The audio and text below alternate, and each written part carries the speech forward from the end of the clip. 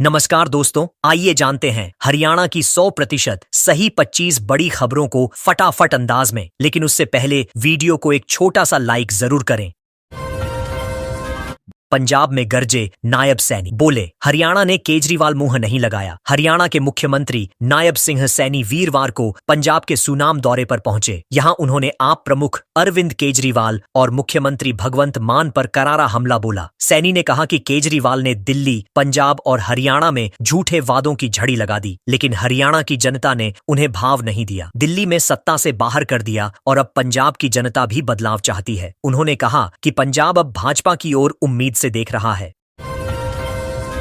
हरियाणा पर पंजाब का 113 करोड़ बकाया। रिपोर्ट में खुलासा, भाखड़ा नहर के संचालन और रखरखाव को लेकर पंजाब और हरियाणा के बीच फिर तनातनी शुरू हो गई है। पंजाब सरकार ने हरियाणा को 113.24 करोड़ रुपए का बकाया बिल थमाया है। यह बिल भाखड़ा नंगल बांध से संबंधित खर्चों के हिस्से को लेकर भेजा गया है। रिपोर्ट के अनुसार हरियाणा पर लंबे समय से यह राशि लंबित है। इससे दोनों राज्यों के बीच संबंधों में फिर तनाव आ गया है। अब देखना होगा कि हरियाणा सरकार इस पर क्या रुख अपनाती है।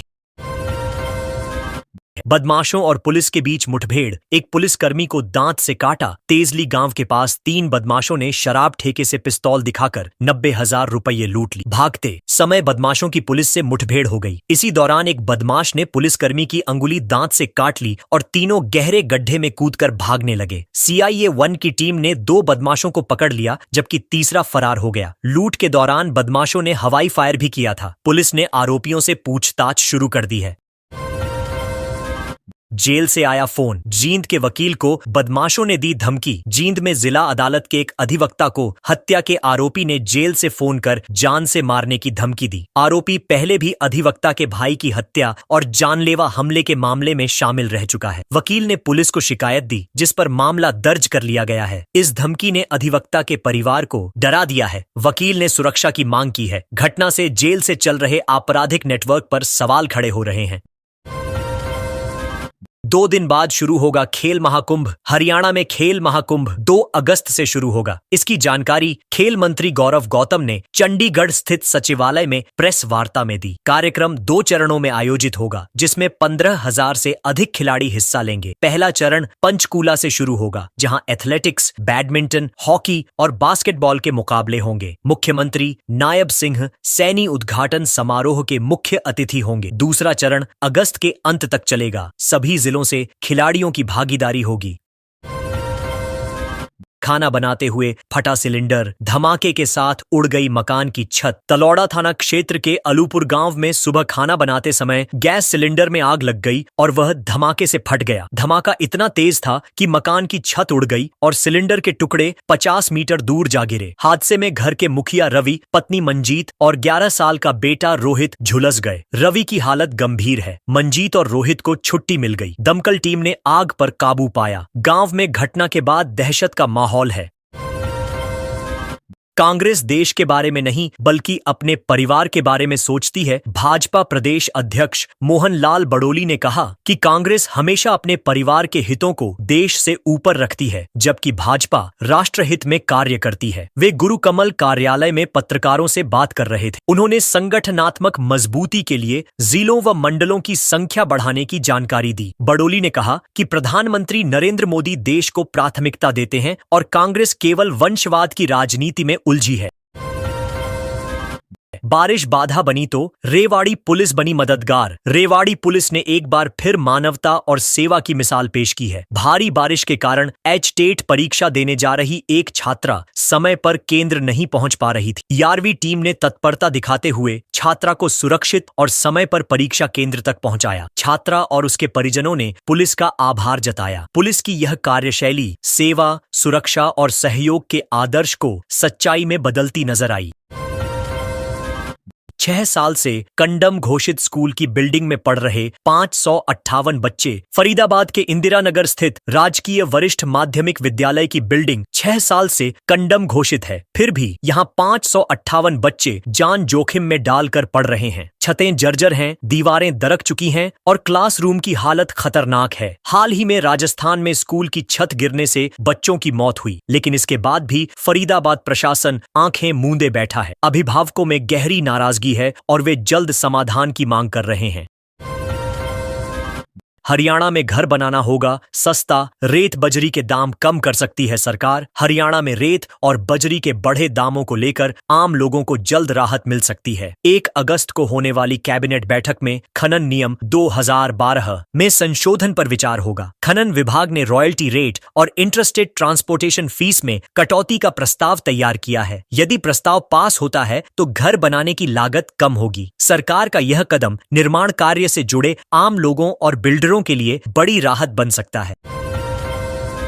जुलाई में भी नहीं आई कांग्रेस जिला अध्यक्षों की सूची, करना होगा और इंतजार। हरियाणा कांग्रेस के जिला अध्यक्षों की सूची अब जुलाई माह के अंत तक भी जारी नहीं हो सकी। हाईकमान की बैठक में कुछ जिलों को लेकर सहमति न बनने के कारण सूची लटक गई। नई दिल्ली स्थित कांग्रेस मुख्यालय में केसी वेणुगोपाल की अध्यक्षता में 2 घंटे तक बैठक हुई, जिसमें राहुल गांधी और मल्लिकार्जुन खड़गे वर्चुअली शामिल हुए। अब एक और बैठक होगी। पार्टी कार्यकर्ताओं को अभी और इंतजार करना होगा, जिससे संगठनात्मक गतिविधियां प्रभावित हो रही हैं। हरियाणा में पशु चिकित्सा सेवाओं पर एचसी सख्त, झोला छाप डॉक्टरों पर 30 दिन में कार्रवाई के आदेश। हरियाणा में पशु चिकित्सा सेवाओं की अव्यवस्था और झोला छाप डॉक्टरों की भरमार को लेकर हाई कोर्ट ने राज्य सरकार को फटकार लगाई है। मुख्य न्यायाधीश शील नागू और जस्टिस संजीव बेरी की खंडपीठ ने आदेश दिया कि 30 दिन में झोला छाप डॉक्टरों के खिलाफ सख्त कार्रवाई की जाए। कोर्ट ने कहा कि पशुधन की सुरक्षा, जन स्वास्थ्य और अर्थव्यवस्था से जुड़ा मुद्दा है। यह याचिका हरियाणा पशु चिकित्सक महासंघ की ओर से दायर की गई थी। हरियाणा में एसटीएफ की सिफारिश पर जेल विभाग की बड़ी कार्रवाई। हरियाणा में गैंगस्टरों पर शिकंजा कसते हुए जेल विभाग ने एसटीएफ की सिफारिश पर 100 से अधिक गैंगस्टरों की जेलें बदल दी हैं। उत्तरी हरियाणा की जेलों में बंद कुख्यात अपराधियों को दक्षिणी जिलों की जेलों में स्थानांतरित किया गया है। यह कदम आपराधिक गठजोड़ तोड़ने और जेलों में बढ़ती गतिविधियों पर अंकुश लगाने के उद्देश्य से उठाया गया है। एसटीएफ की इस कार्रवाई को अपराध नियंत्रण की दिशा में बड़ा कदम माना जा रहा है। किसानों के लिए खुशखबरी, 2 अगस्त को आएगी किसान सम्मान निधि की 20वीं किस्त। हरियाणा के कृषि मंत्री श्याम सिंह राणा ने बताया कि प्रधानमंत्री किसान सम्मान निधि की 20वीं किस्त 2 अगस्त को जारी की जाएगी। इस अवसर पर प्रधानमंत्री मोदी वाराणसी में एक विशेष कार्यक्रम में हिस्सा लेंगे और देश भर के किसानों से संवाद भी करेंगे। यह योजना किसानों के खातों में सीधी आर्थिक मदद पहुंचाने का काम करती है। किसानों को हर 4 महीने में 2000 रुपए की किश्त दी जाती है, जिससे लाखों किसानों को राहत मिलती है। रोहतक के युवक का माओवादी कनेक्शन, एसटीएफ ने हिरासत में लिया। हिसार पुलिस की एसटीएफ टीम ने एक युवक को हिरासत में लिया है, जिसका माओवादी संगठन से जुड़ाव सामने आया है। आरोपी की पहचान छत्तीसगढ़ के ग्राम मांझीगुड़ा निवासी प्रियांशु कश्यप के रूप में हुई है, जो फिलहाल रोहतक के लाखन माजरा गांव में रह रहा था। पुलिस को उसके पास से आपत्तिजनक दस्तावेज मिले हैं, जिनसे उसके माओवादी गतिविधियों में संलिप्तता की पुष्टि हुई है। फिलहाल युवक से गहन पूछताछ की जा रही है। हरियाणा में एसएचओ पर एफआईआर, डंपर मालिकों से अवैध वसूली करता था। नूंह जिले के फिरोजपुर झिड़का थाने के तत्कालीन एसएचओ अमन यादव पर ओवरलोड डंपरों से मंथली वसूली का गंभीर आरोप लगा है। हाई कोर्ट के आदेश पर एसएचओ समेत अन्य पुलिसकर्मियों पर एफआईआर दर्ज की गई है। आरोप है कि वसूली नहीं मिलने पर पुलिसकर्मी डंपरों के टायर फाड़ देते थे। इस अवैध धंधे में कई अन्य पुलिसकर्मी भी शामिल थे। अब इस पूरे नेटवर्क की जांच शुरू हो गई है, जिससे पुलिस विभाग की छवि पर सवाल खड़े हुए हैं। गुरुग्राम में गडकरी और दिल्ली सीएम के खिलाफ याचिका, गाड़ियां स्क्रैप करने में लूट का आरोप। गुरुग्राम कोर्ट में दिल्ली की मुख्यमंत्री रेखा गुप्ता, केंद्रीय मंत्री नितिन गडकरी समेत 10 नेताओं और अधिकारियों के खिलाफ याचिका दायर की गई है। याचिकाकर्ता का आरोप है कि 15 साल पुरानी गाड़ियों को जब्त कर स्क्रैप करने में बड़े पैमाने पर धांधली और लूट हो रही है। कोर्ट ने मामले में सरकारी रिकॉर्ड तलब किया है। यह मामला मोटर वाहन अधिनियम और स्क्रैप नीति के दुरुपयोग से जुड़ा है। आगे की सुनवाई में अहम फैसला हो सकता है। हरियाणा सीएम नायब सैनी का पंजाब दौरा, शहीद ऊधम सिंह को दी श्रद्धांजलि। हरियाणा के मुख्यमंत्री नायब सिंह सैनी ने पंजाब के सुनाम में शहीद ऊधम सिंह के गांव पहुंचकर उन्हें श्रद्धांजलि दी। उन्होंने शहीद के परिवार से मुलाकात कर उनके योगदान को याद किया और कहा कि यहां आकर खुद को धन्य महसूस कर रहा हूं। सैनी ने शहीदों के बलिदान को देश के लिए प्रेरणा बताया और युवाओं को उनसे सीख लेने की अपील की। उनका यह दौरा दोनों राज्यों के आपसी संबंधों को भी मजबूत करने की दिशा में अहम माना जा रहा है। हिसार में बारिश बनी आफत, सड़कों पर तैरती नजर आईं भैंसें। हिसार में लगातार हो रही बारिश से शहर जलमग्न हो गया है। दिल्ली रोड, मिलगेट और इंडस्ट्रियल एरिया में जल भराव के चलते सड़कें तालाब बन गई हैं। भैंसें सड़कों पर तैरती दिखीं। जिंदल चौक के पास एक बिल्डिंग ढह गई जिसमें कई दोपहिया वाहन दब गए। हालात का जायजा लेने कमिश्नर चप्पलों में पहुंचे, जबकि विधायक और मेयर नदारद रहे। सिविल अस्पताल समेत कई सरकारी भवनों में भी पानी भर गया है। जनता प्रशासन से नाराज है।